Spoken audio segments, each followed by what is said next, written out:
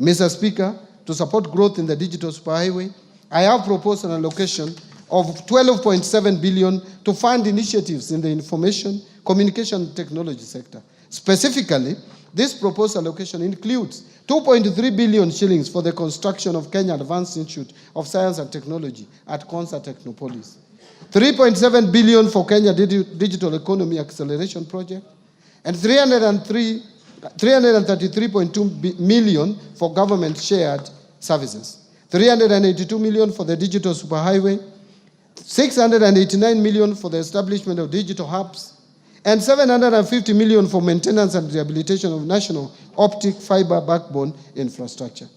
In order to fast-track the development of the Konza Technopolis city, I have proposed an allocation of 3.1 billion for Konza data center and smart city facilities. The government is also committed to enhance transparency, accountability, and efficiency in public procurement. I have, in this regard, proposed an allocation of 700 million for rolling out the implementation of the electronic government procurement system, what we call EGP or EGP.